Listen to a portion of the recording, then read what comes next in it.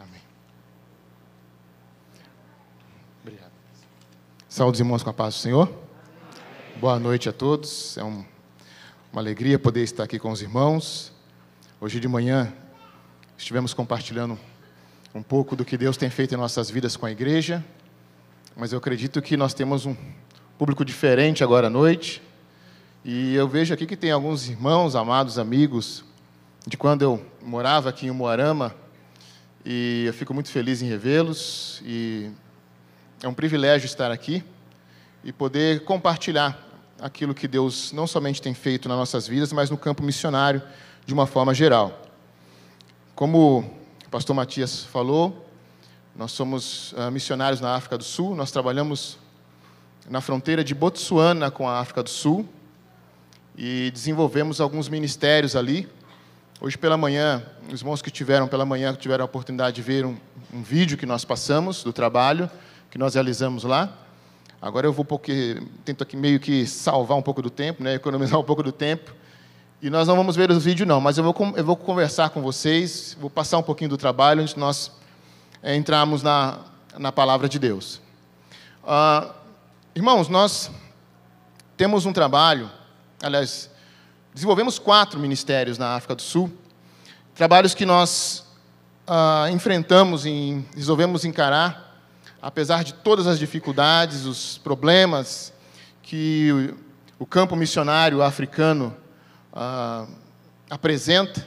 Nós estamos ali já há quase 5 anos fazendo isso, e Deus tem nos desafiado a permanecer, e não somente permanecer, a avançar um pouco mais.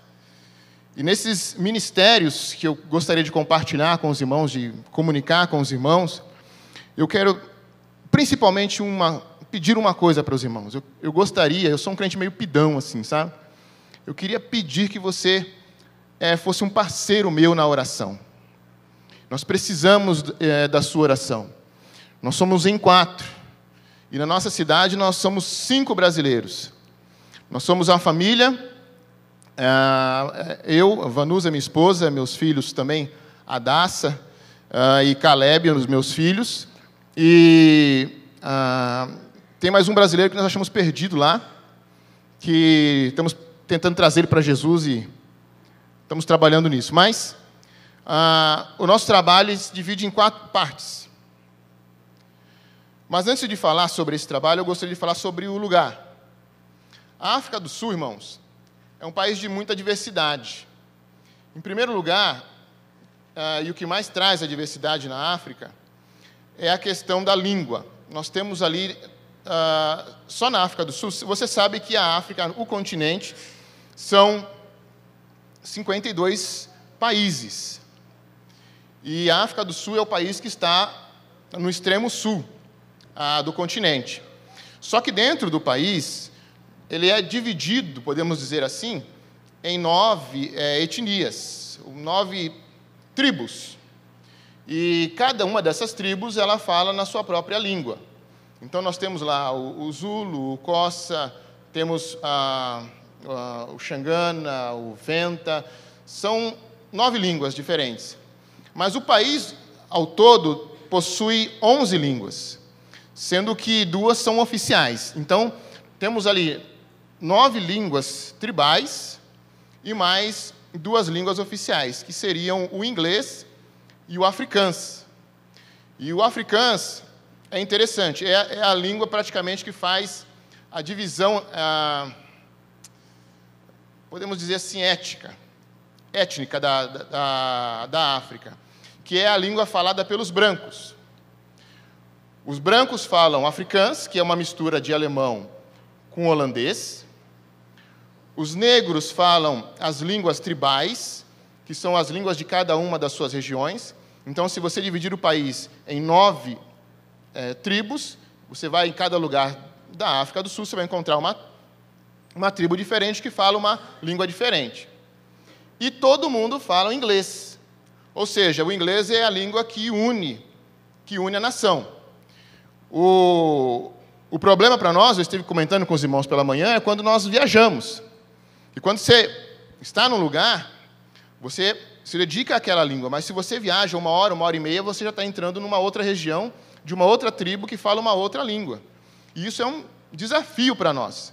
Então, o inglês ajuda para unir a nação em torno dessa língua, então. O que acontece? O nosso desafio é que quando nós trabalhamos com uma tribo, essa tribo ela precisa, muitas vezes, das coisas mais básicas. Quando eu falei para os irmãos que a cor da pele acaba sendo um divisor, os irmãos conhecem a história do apartheid e coisas assim. Esse apartheid não existe mais de uma forma legal, não existe mais nenhuma lei que faz com que o branco feche uma rua e diga que aquela rua é dele, como era no passado, em que o negro não podia entrar mais. Mas a divisão agora é social. Então, se você quer um bom emprego, se você quer conseguir um emprego de verdade, um emprego que você consiga ganhar um bom dinheiro, um emprego digno, você precisa falar o afrikaans, que é a língua do branco. E aí, a maioria do povo negro não se anima a isso, porque eles acham uma humilhação ter que aprender a língua do branco para poder conseguir emprego. E aí tem uns outros problemas, que são os sociais, que nós temos muitos refugiados na nossa região. Pessoas que vêm refugiados de Moçambique, de guerras passadas em Moçambique, pessoas que vêm da Namíbia, do Congo, da Nigéria, e vêm tentar a vida na África do Sul. E aí acontece o problema social extremo, que é o desemprego muito grande lá. Nós temos muitos desempregados, mas muito mesmo. Cerca de 46%, 47% da população é desempregada. Então, o que acontece? O negro africano, ele vai para a rua. Ele para nas estradas. Você lembra aquela parábola que sai um dono da vinha para contratar trabalhadores para a sua vinha, e ele vai parando na estrada e contratando pessoas, levando para a sua vinha, e assim é na África do Sul. Então, eles ficam parados na estrada, esperando uma oportunidade de trabalho. E o dia do trabalhador africano seria hoje uma média de R$50, se ele conseguir um emprego naquele dia. O problema é que eles conseguem, talvez, uma vez ou duas, às vezes, no máximo 3, um trabalho por semana. Então, R$50 para uma família, que geralmente é de 4 a 5 pessoas, é muito pouco. E eu e a minha esposa, nós temos o costume de caminhar pela manhã. E assim que nós chegamos nessa região, nós percebemos que quando nós caminhávamos pela estrada, nós vimos muitas pessoas sentadas, eles ficam sentados na beira da estrada, esperando um carro parar para pegá-los e levar para fazer um trabalho de jardinagem ou de limpeza da casa e coisa assim. E nós percebemos que essas pessoas passavam um dia ali. E muitos deles não conseguiam trabalho. Ficavam um dia todo ali e voltavam para casa sem conseguir trabalho e, consequentemente, não levavam nada para casa. E aí, conversando com a minha esposa, nós pensamos assim, nós precisamos fazer alguma coisa para esse povo. E aí começou um dos nossos primeiros ministérios na África, que nós, na época, nós tínhamos um carro pequeno, nós começamos com um carro pequeno, e enchemos o carro, agora nós temos uma Kombi que nós usamos emprestado, enchemos o carro de comida e vamos para a beira da estrada. Então, nós paramos na beira da estrada, e aí junta, assim, às vezes, uma fila com 100, com 70, 80 pessoas. Nós pregamos a palavra de Deus para eles, uma palavra assim de 15 minutos, e aí alimentamos aquelas pessoas. E é o que nós temos feito com a média de 400 alimentações por semana. Nós alimentamos cerca de 1.400 pessoas na África por mês. Não temos 1.600 pessoas por mês. Não temos, irmãos, como te explicar como isso acontece. Mas o nosso Deus, que é todo-poderoso, nos tem dado condição de fazer isso. Então, nós estamos com esse trabalho. E eu me lembro que um desejo do meu coração era que nós pudéssemos dar para eles o melhor.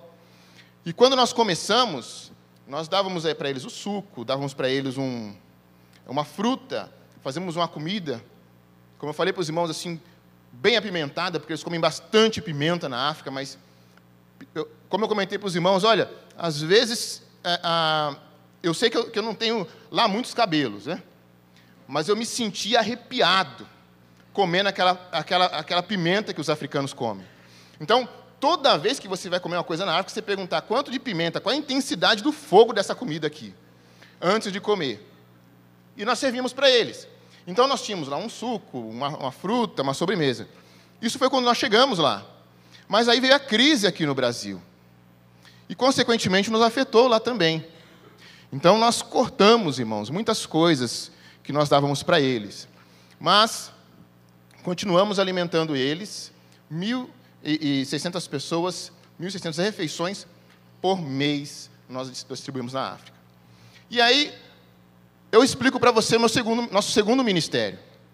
Nós percebemos que aquelas pessoas não tinham aonde deixar os seus filhos para poderem ir para a beira da estrada.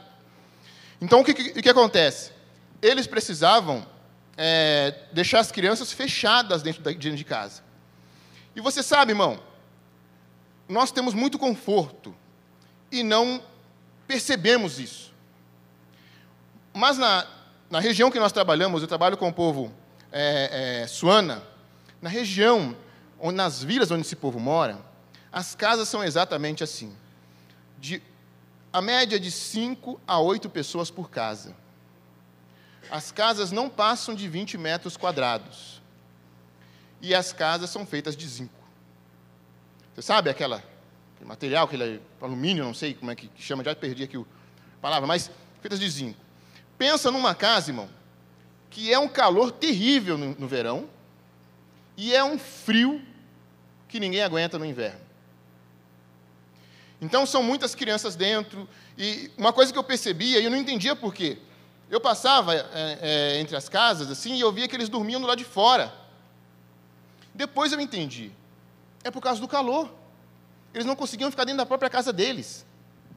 Então, o que nós fizemos? Nós resolvemos ajudar para que aquelas crianças não ficassem dentro de casa o dia inteiro.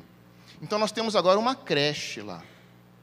Então, na nossa comunidade, nós temos uma creche e conseguimos abrigar ali 50 pessoas todos os dias. E o terceiro ministério que nós temos é o treinamento de obreiros, que eu já estou tentando levar aqui o pastor Giovanni, para gastar lá um tempo com a gente. A gente vai se virando no inglês, né, pastor? Ou vai traduzindo mesmo, não tem problema, né? Mas nós precisamos de pessoas que tenham um tempo para ir para a África e ajudar-nos a treinar os obreiros, que a maioria são leigos. Então, nós temos uma escola de formação de obreiros, em que nós damos os princípios básicos da fé, para que eles possam, depois que nós saímos de lá, levarem adiante o trabalho. Nós temos a igreja que nós trabalhamos, mas os africanos precisam continuar o trabalho. Esse é o nosso objetivo. Não queremos ser pastor deles para o resto da vida. Então, esse é o nosso terceiro ministério. E o quarto é nas escolas, que nós temos escolas em que temos a porta aberta para evangelizar. Uma coisa que acontece muito, irmãos, é de nós chegarmos em escolas para apresentar o evangelho, que nós apresentamos através de testemunhos, através de histórias bíblicas, através de louvor e tal. E nós estamos falando ali do evangelho e chega o pai muçulmano. E aí pronto, aí cria uma situação complicada. Eles não gostam que os filhos dele ouçam da palavra, e eles não importam, não falam com você, eles entram na sala e arrastam a criança. Nós já vimos crianças chorar porque querer ficar na sala e ouvir a história bíblica, mas o pai muçulmano arranca ele de lá. Essa é uma realidade, irmãos. A África do Sul tem cerca de 30% cristãos, 30% de cristãos evangélicos, mas os outros 40% são muçulmanos, e graças a Deus não são radicais. Já tivemos problemas com bomba, mas foi assim contornado e não foi nada sério.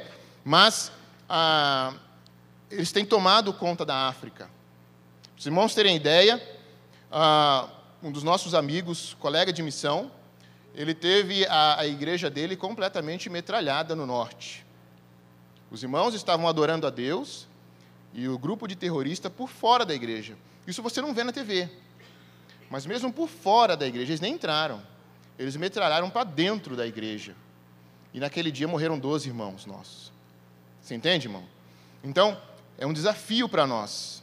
E eu tenho visto nos telejornais e os irmãos comentando, os muçulmanos chegando aqui no Brasil, né? Parece que tem chegado bastante gente.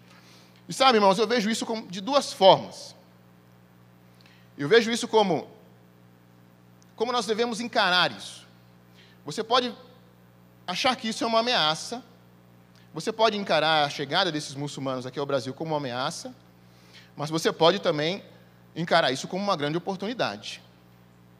Sabe por quê, irmãos? No nosso tempo de missões, nós podíamos ter enviado pessoas lá. Nós podíamos ter mandado missionários lá. E talvez não enviamos. E agora eles estão chegando. Então nós podemos aproveitar isso como uma oportunidade de levar essas pessoas a Jesus. Amém, igreja? Então, nós vamos entrar na palavra e eu quero falar um pouco sobre isso com os irmãos ainda. E o nosso quinto ministério, irmãos, é um que está nascendo. Você acha assim que o missionário está lá, né, irmão, passeando, andando. O que não falta é trabalho. Como eu falei para os irmãos, nós temos uma creche. E nessa creche, irmãos, nós temos assim passado por algumas experiências que têm assim tocado muito o nosso coração.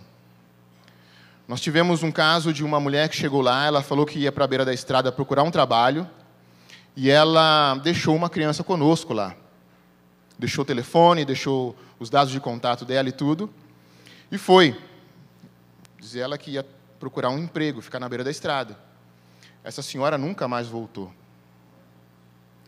E aí a criança ficou lá, e aí o pastor Mufoquem, que é meu parceiro de ministério, pegou aquela criança e levou um orfanato a 30 quilômetros da onde nós moramos. E aí aconteceu uma outra situação. Chegou uma senhora aidética. Não sei se você sabe, mas a África do Sul é o país com o maior índice de pessoas aidéticas da África, ou do mundo, não sei, mas é um dos maiores. E chegou ela chorando e falando assim, olha, eu preciso deixar o meu filho com vocês aqui. Porque eu não tenho condições de cuidar dele, eu não tenho dinheiro nem para levar ele na cidade no médico. E a criança também é aidética. Irmão, isso parte o nosso coração. Isso destrói o coração do missionário. Porque você quer pegar, porque você quer dar um jeito na situação, mas não tem como. E aí aquele momento que nós podemos fazer, ela guiá-la também até aquele outro orfanato e ver o que podia fazer. Mas nós percebemos uma coisa, Deus está nos chamando para trabalhar com crianças na África. Nós percebemos que mesmo sem condições, nós teríamos que abraçar o ministério de abrir um orfanato na África. E aí, conversei com o pastor Mufoquem, e começamos a orar, começamos a buscar a Deus, e falamos assim, pastor, vamos fazer o seguinte, vamos fazer uma prova com Deus. Se Deus derramar o fogo como derramou em Elias lá, se Deus molhar a esponja, é assim que vai ser. No caso de Gideão. E aí nós fizemos um vídeo. Resolvemos fazer um vídeo e falar da necessidade de comprar um terreno para fazer um orfanato. O pastor Mufoquem fez o vídeo em inglês, e eu fiz o vídeo em português. E começamos a lançar esse vídeo para algumas pessoas de nossos contatos.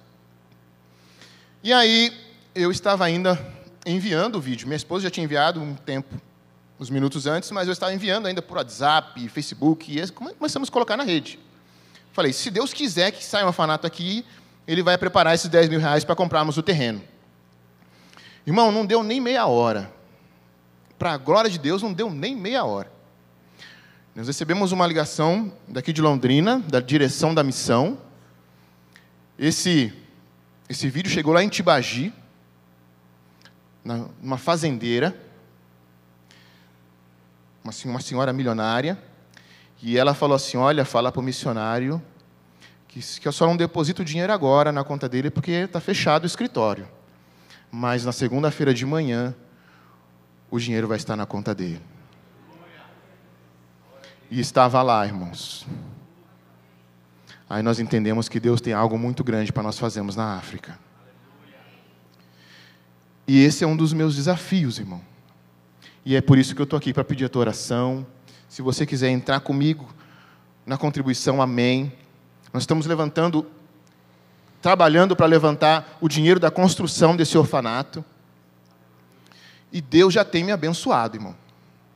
Eu não sei se poderei estar aqui em uma próxima oportunidade no ano que vem. Mas o ano que vem, quando eu estiver aqui, eu já vou vir para contar a bênção para os irmãos. Você crê nisso, irmão? Em nome de Jesus. Amados, nós não fazemos nada porque temos condições de fazer. Nós fazemos porque o Senhor nos capacita a fazer. Nós fazemos porque o Senhor vai na nossa frente e nos ajuda. Então, quando nós entendemos isso em missões, as coisas começam a acontecer. Então, eu gostaria que você lembrasse do missionário Francisco, a esposa dele, Vanusa, a filha Daça e o Caleb nas suas orações. Amém, igreja? Vamos ler a palavra do Senhor? Amém? Abre aí a sua Bíblia em Marcos, capítulo 16.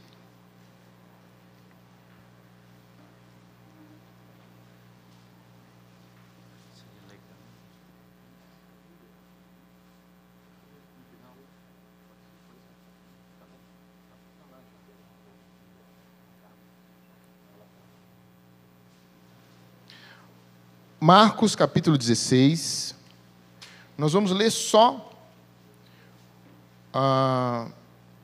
o versículo 15. Eu queria falar com os irmãos hoje à noite sobre a natureza missionária da igreja.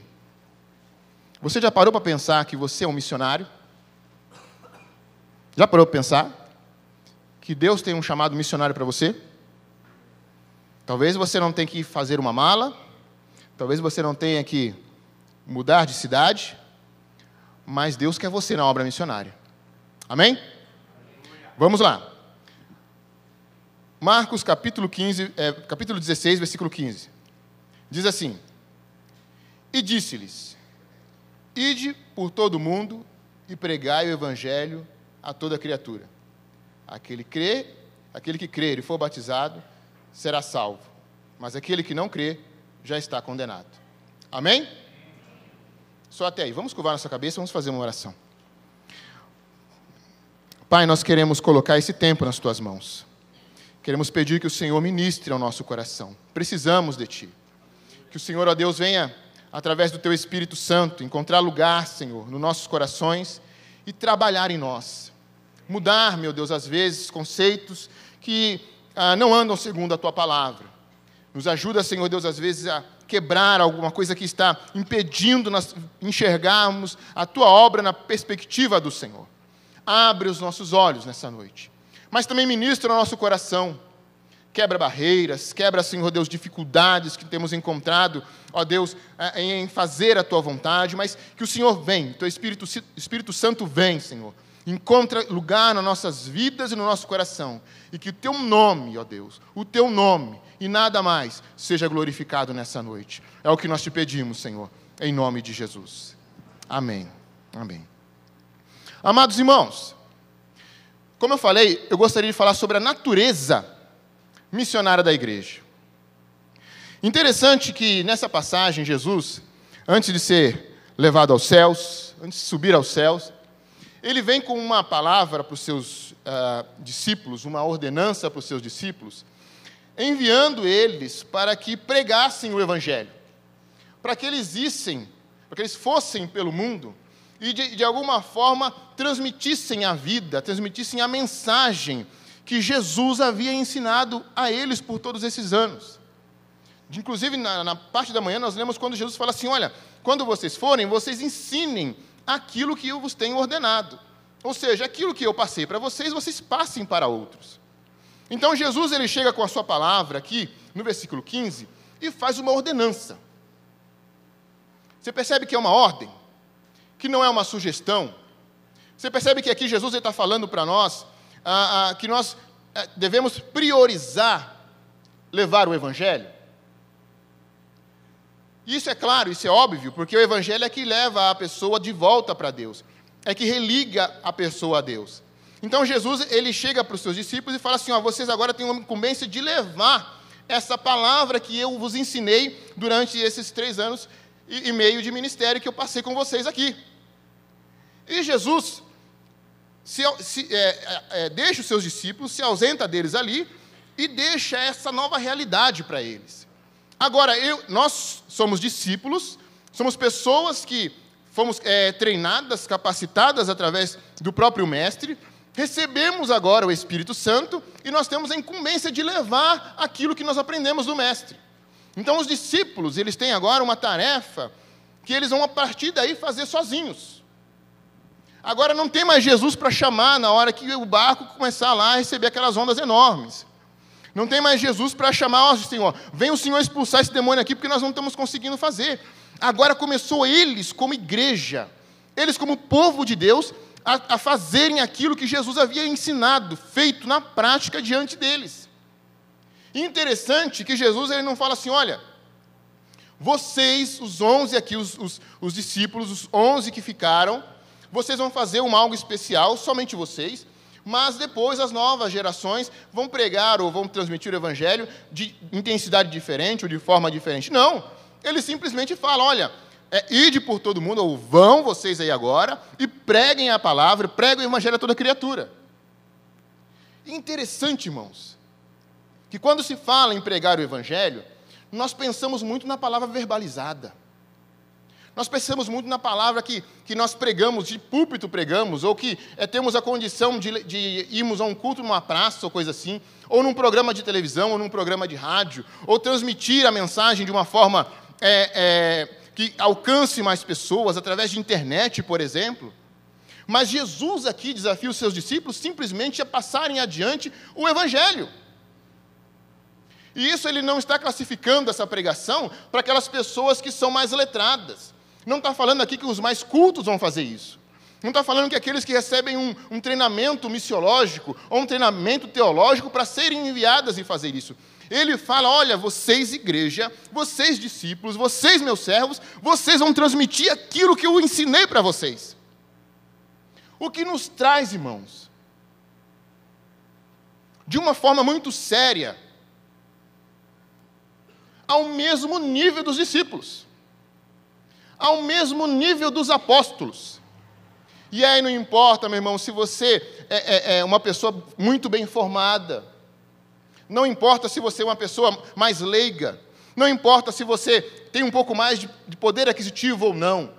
O que a Bíblia fala aqui é que nós, como igreja, temos uma responsabilidade, e essa responsabilidade é pregarmos o evangelho de salvação, de transformação, de mudança de vida, que tira o homem do lamaçal do pecado, pregarmos a ele, para que ele possa ter uma nova vida com Deus, salvo em Jesus Cristo.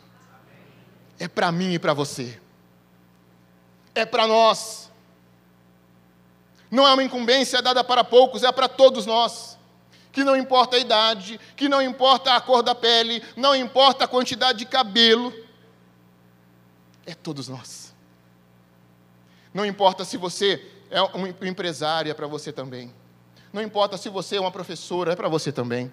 Não importa se você é uma dona de casa, se você é uma pessoa desempregada, não importa, é para você também.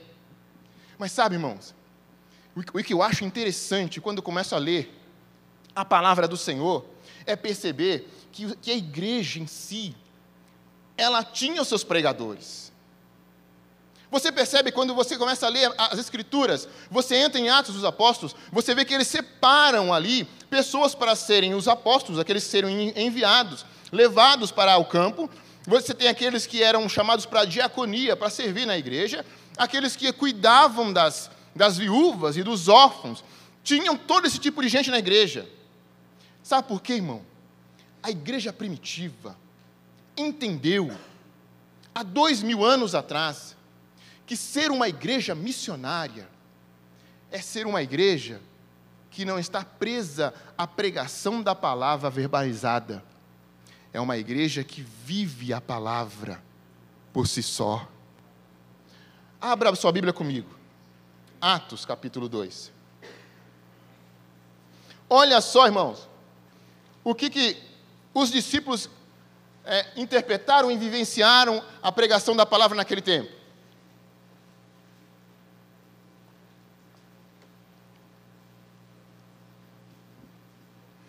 Olha só, alguns princípios que nos fazem pensar sobre se nós somos ou não somos uma igreja atuante. Olha só, diz assim, versículo 42, Atos 2, versículo 42, diz assim: olha só o que os discípulos começaram a viver como igreja.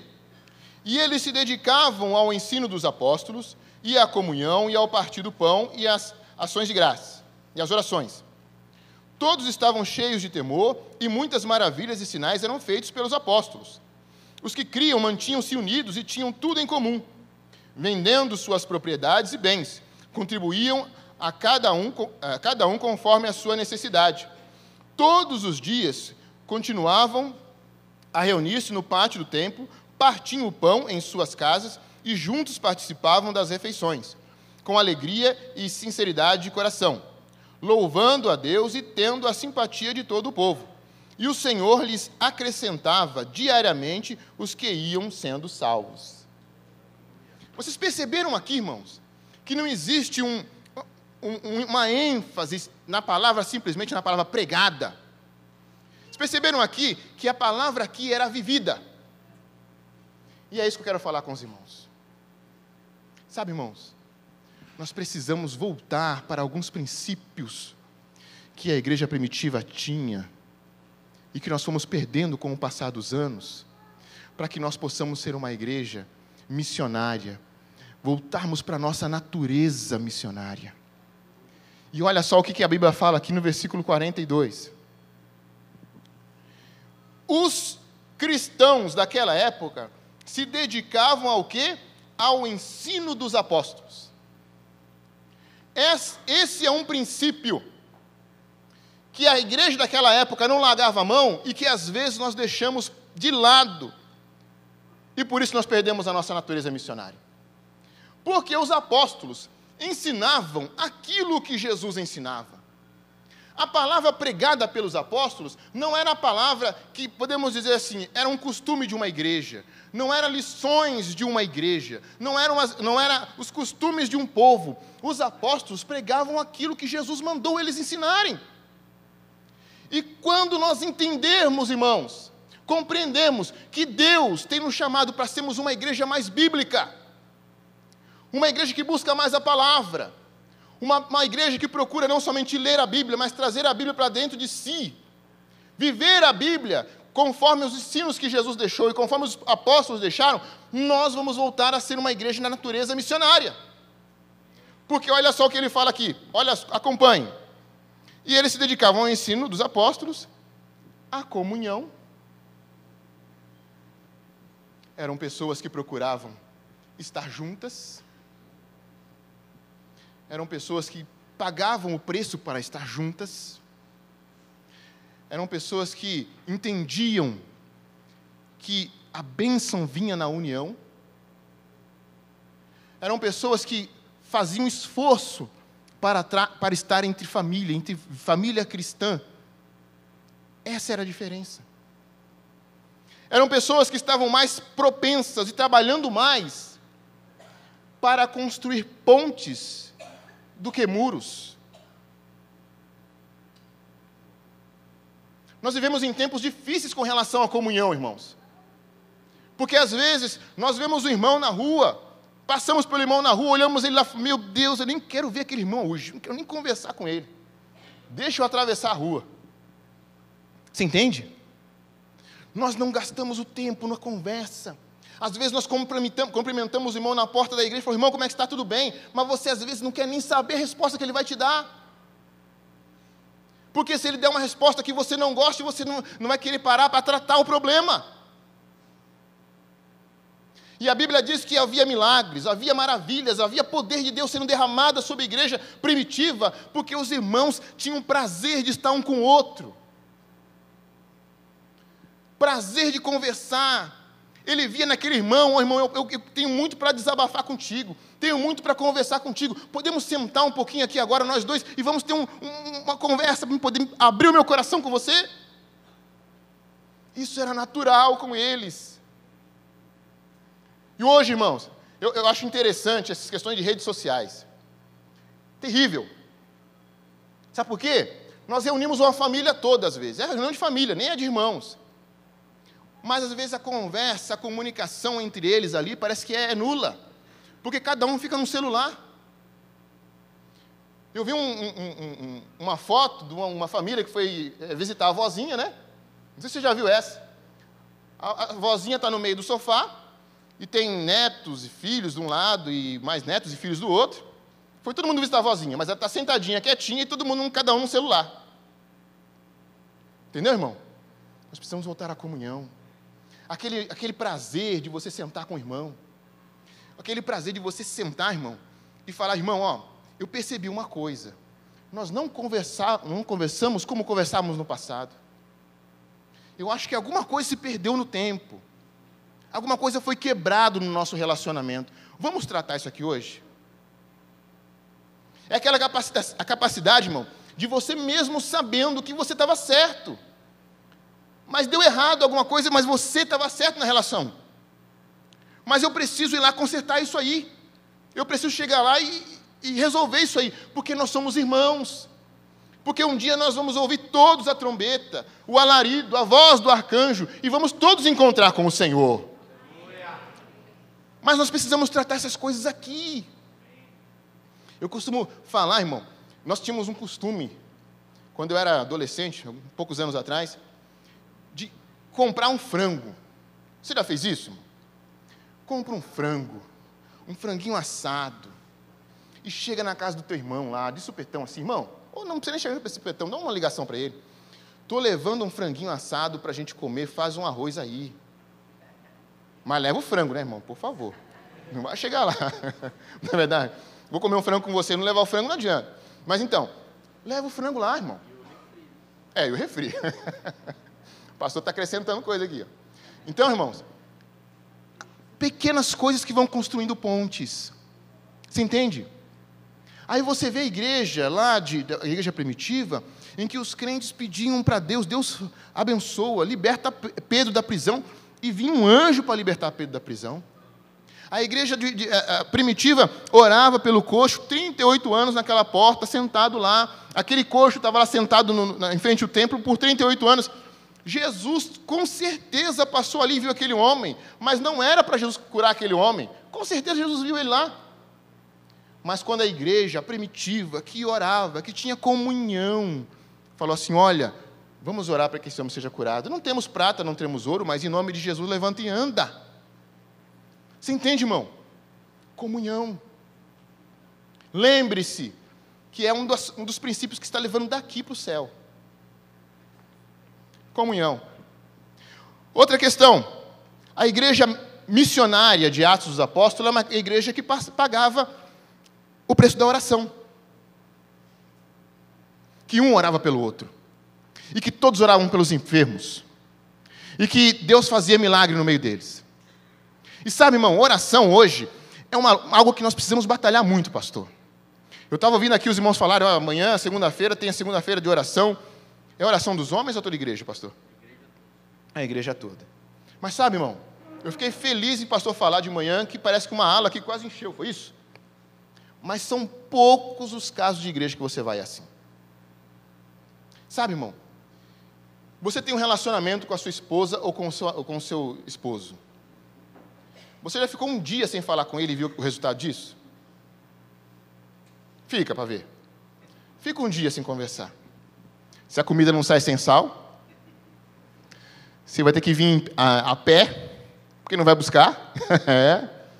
Nós somos assim. E sabe, irmão, eu costumo dizer que às vezes tem crente que Deus sente saudade dele. Porque é triste ver isso. Tem crente que muito tempo atrás era um crente que dobrava o seu joelho na beira da cama ali e falava, Jesus, eu estou aqui, só tenho esses 5 minutos, mas eu quero começar o meu dia com o Senhor. Eu preciso da Tua graça hoje, no meu trabalho, na minha família. Senhor, seja comigo hoje. Me prospera na onde eu colocar a minha mão. E sabe, irmão, aquele tempo que você está com o Senhor vai ouvindo você e você vai se derramando diante do Senhor. Eu nem falo mais da oração de madrugada, que às vezes era aquele tempo que o crente não falava, chorava, gemia na presença de Deus, buscava o Senhor intensamente. E nós estamos largando esses princípios para trás, irmãos. E Deus quer se relacionar com você. Oração é relacionamento. É você falar com Deus. Lembre-se, oração é um diálogo. Você fala com Deus e Deus fala com você. Isso é real, é verdadeiro, igreja. Lembre-se disso. Não é um monólogo, você não fica falando sozinho. Às vezes você pensa, minha oração não passa desse teto. Não, a Bíblia diz que Deus atende a oração do justo. Louvado seja Deus. Que Ele se inclina para ouvir a oração do justo. Isso é fantástico, irmão. eu sou um Zé Ninguém diante de Deus. Mas a Bíblia diz que esse Deus inclina os seus ouvidos para ouvir a minha oração. Isso é fantástico. A Bíblia diz assim, irmãos, que a oração do justo é poderosa e eficaz. Que quando nós oramos, irmãos, você não vê na hora, mas nas regiões celestiais, irmão, Deus está trabalhando lá. E eu quero dizer uma coisa para você que está numa luta, talvez, numa dificuldade. Não pare de orar. Não desista. Sabe, irmão, Deus pode te dar 3 respostas com relação à oração. 3. Ele pode te dizer não. Que é a resposta que a maioria dos crentes não gosta de ouvir. E tapa o ouvido para esse tipo de resposta. E você vai concordar comigo. Porque quando nós pedimos uma coisa para Deus, nós fazemos que nem criança. Batemos o pé, se jogamos no chão, se atiramos, colocamos as pernas para cima, esperneamos, porque queremos que Deus responda assim. Segundo, Deus pode te falar sim. Sim, meu servo, vou te dar. Vou te conceder. Mas Deus pode te responder também, espera. É outra resposta que nós não estamos preparados para ouvir. Porque você está acostumado com a internet, que você vai lá no Google lá e digita alguma coisa, depois de 30 segundos já tem a resposta que você queria para o seu trabalho, ou sei lá o que seja. Porque você está acostumado a pegar o telefone e ligar para uma pizza. Você nem sai mais de casa. E daqui a uns 10, 15, 20 minutos chega a pizza na porta da tua casa. Nós somos imediatistas. E Deus pode falar para você, espera. E sabe, irmão, e quando Deus responde para nós, espera, nós demoramos para entender. E é por isso que nós, às vezes, murmuramos. Nós demoramos para entender que Deus está trabalhando em nós. Quando Deus fala espera para a gente, é porque Ele está percebendo que você não está preparado para receber ainda. Não é hora ainda. E você fica lá insistindo, Deus, Deus, Deus. Aí, quando as coisas vêm fora do tempo de Deus, porque Deus tem tempo. Quando as coisas vêm fora do tempo de Deus, sempre é destruição para nós. É que nem aquela moça que quer casar desesperadamente com aquele rapaz, só porque ele é bonitão. Não é? Mas Deus tem o melhor para você, minha irmã. Amém? Então, oração é algo que nós precisamos voltar. Lembrar que Jesus é o Senhor que nos responde na nossa angústia. Que quando nós clamamos, o Senhor nos ouve. A Bíblia diz assim, clamou este aflito e o Senhor o ouviu, livrou de todos os seus temores. É o teu Deus que faz isso. Ele fala assim, olha, clama a mim e responder-te-ei, e anunciar-te-ei coisas grandes e ocultas que você nem sabe. É o teu Deus te chamando de volta para a oração. Quando nós voltamos para o princípio de que nós somos uma igreja que ora, a pregação do Evangelho começa a fluir no meio de nós. Olha só, vou chegar lá. Ele chega aqui, ele fala assim, no partir do pão, comunhão, partir do pão, orações, e todos estavam cheios de temor, e muitas maravilhas e sinais eram feitos pelos apóstolos. As pessoas percebiam que na igreja de Jesus acontecia alguma coisa diferente. Vocês lembram daquela passagem em que quando Paulo e Silas chegaram no lugar, eu não me lembro a cidade agora, mas os homens falaram assim, olha, aqueles que têm alvoroçado o mundo, chegaram também aqui? Sabe por quê? Aonde tinha crente, as coisas aconteciam.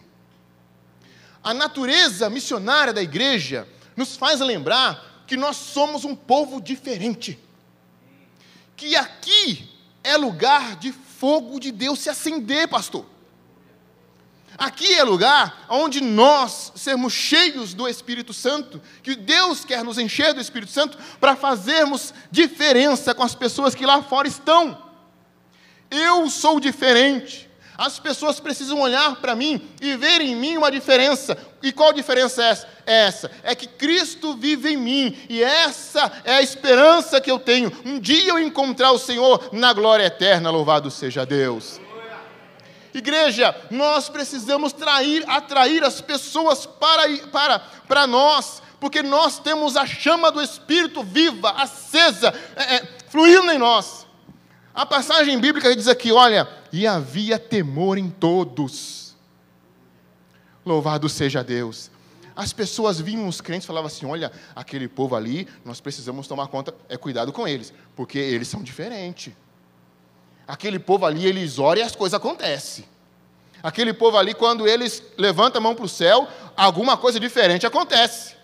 As pessoas tinham temor. E falava assim, olha, eu não vou me meter com aquele camarada ali não. Ele é crente. Você entende isso, irmão? Você entende isso? Nós precisamos resgatar essa natureza nossa. Que nós somos um lugar que atrai as pessoas para Deus.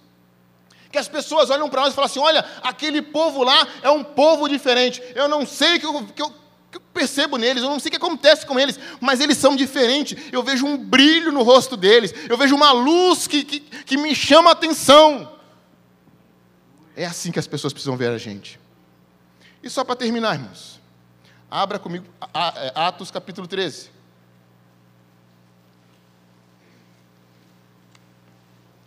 Olha só, o que é a igreja que tem realmente uma natureza missionária acontece.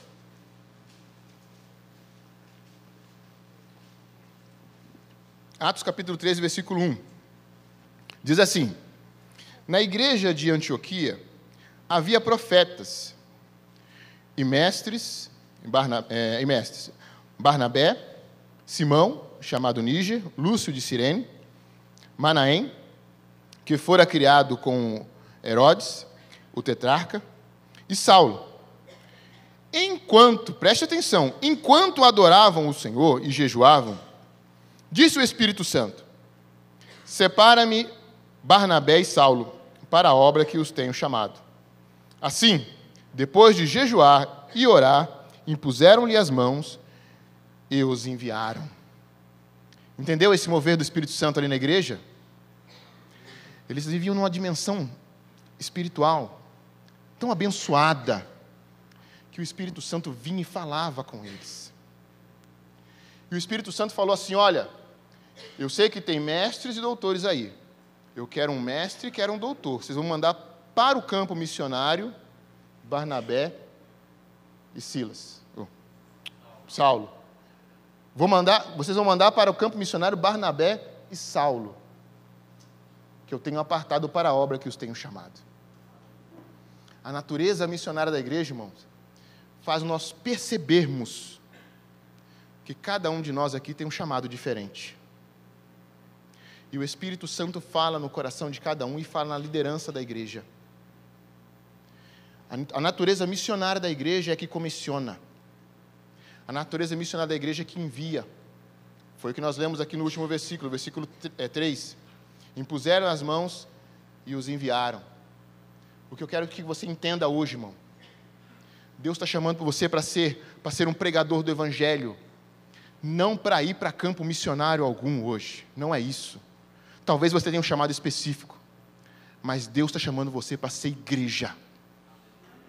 Está me entendendo? Uma igreja que ora. Uma igreja que um ajuda o outro aqui dentro. Uma igreja que paga o preço para um estar com o outro. Uma igreja que um tenta levantar o outro. Deus está falando conosco hoje à noite aqui, que pela natureza missionária que nós temos aqui, nós temos que começar a sermos abençoadores. Começar a distribuir a bênção que Deus está derramando aqui dentro para as pessoas que estão do nosso lado. Porque as pessoas vão fazer aquilo que é o projeto de Deus. Eles vão ver Jesus Cristo na tua vida e vão ter desejo de ser como você. Deus está chamando nós como igreja, irmãos. E eu gostaria que você guardasse isso no teu coração. Para não se esforçar para pregar o Evangelho. Deixa que o Evangelho viva em você. Está me entendendo? Deixa que o Evangelho viva em você. Quando chegar o teu vizinho do teu lado e começar a reclamar do governo, ou de alguma situação, mas agora o governo está mexendo nisso, o governo está mexendo naquilo. Não incendeie essas coisas, irmão. Sabe o que você fala? O que nós precisamos no nosso Brasil é orar e crer que o Deus Todo-Poderoso vai tomar o controle dessa nação. Não deixe da tua boca sair palavras que não abençoam, que não acrescentam, que não ajudam. Seja um abençoador. Se o vizinho está reclamando, irmão, ensina para ele que é abençoando que nós somos abençoados, que é semeando coisas boas que nós colhemos coisas boas. Se você tem dificuldade em pregar o Evangelho com a tua boca, viva ele no seu dia a dia, não entrando nas rodinhas de conversa que muitas vezes você é chamado. Você está me entendendo? São coisas simples que nós podemos ser pregador do Evangelho. Que Deus nos abençoe, igreja. Que Deus nos abençoe.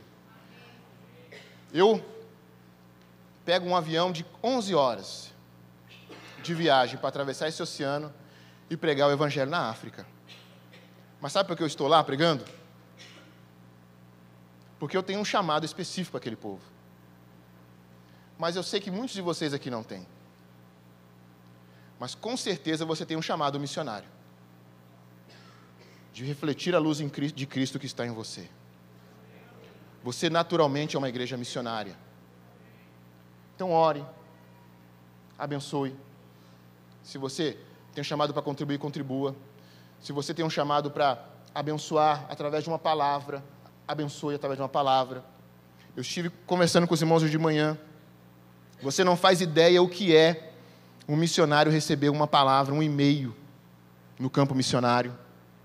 Você não faz ideia do que você chegar para um missionário e falar assim: irmão, estou orando por você, hein? Continua firme aí no trabalho. Você está sendo missionário através de uma palavra. Então, que você faça isso daqui, irmão. Amém, igreja? Irmão, o pastor pediu aqui para que nós tivéssemos um tempinho para ver o vídeo. Então, nós vamos dar uma olhadinha no vídeo. E os irmãos vão entender um pouquinho do ministério que nós temos lá. Tá? Pode passar.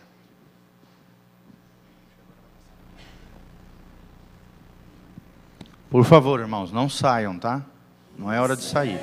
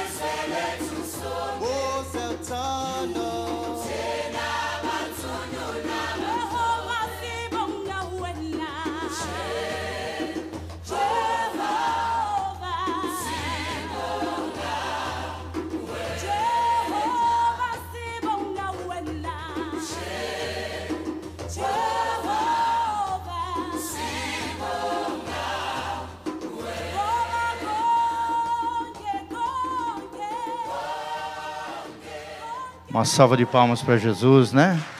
Glória a Deus. Trabalho lindo, né? Que Deus está realizando lá. Glória a Deus.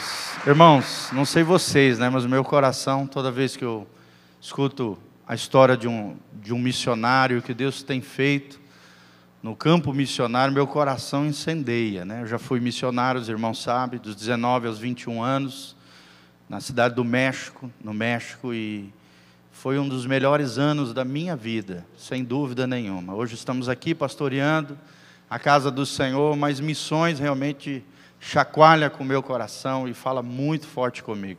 Se você, como eu, quer se empenhar, ajudar, se tornar um apoiador, um intercessor e também um mantenedor desse trabalho tão lindo que o irmão está fazendo, o pastor Francisco na África, você pode, ao final do culto, lá no finalzinho, perto do portão maior, ele tem uma mesinha ali com algumas lembrancinhas da África que você pode adquirir e levar para sua casa.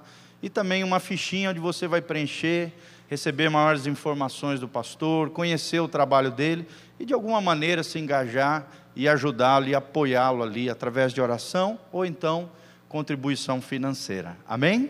Mas que seja o Senhor movendo o seu coração. Não sei vocês, eu quero ajudar na construção desse orfanato. E todos nós, né, a igreja, cada um pode ajudar um pouquinho, é 10, é 20, é 30, é 100, ou 1000, sei lá quanto. Ou aquela fazendeira, né, deu 10 mil, glória a Deus. Um dia eu quero fazer isso para missões. Glória a Deus, vocês também, né? Quem não gostaria? E Deus pode fazer coisas tremendas se nós realmente tivermos um coração generoso, um coração alinhado com o céu, um coração que realmente está preocupado com as almas perdidas. Gostaria que você ficasse de pé. Nós vamos orar pelo nosso amado irmão, pedindo a Deus que o Senhor continue a usar poderosamente a vida dele naquele país. É um país, né, na África, por exemplo, meu irmão é missionário em Moçambique. De cada 10 pessoas em Moçambique, 3 pessoas têm AIDS, 1/3 da população. Moçambique tem 60 mil crianças órfãos, de pai e mãe que morreram de AIDS. E eles não têm mais pai e mãe. E por isso, olha a necessidade do campo missionário. Eu e você podemos nos engajar nesses projetos do coração de Deus e fazemos a diferença naquela nação tão maravilhosa. Amém? Então estenda as suas mãos para cá, vamos orar pelo nosso irmão. Pai, no nome de Jesus. Ó Deus, nós te agradecemos pela vida do teu servo, Pai, que se dispôs há 6 anos atrás, deixar tudo para trás, deixar a nossa nação abençoada, o conforto do seu lar, da sua família, dessa região abastada, abençoada, próspera, Pai, para ir lá na África, Deus, ajudar os necessitados, aquelas pessoas que realmente precisam ouvir o Evangelho,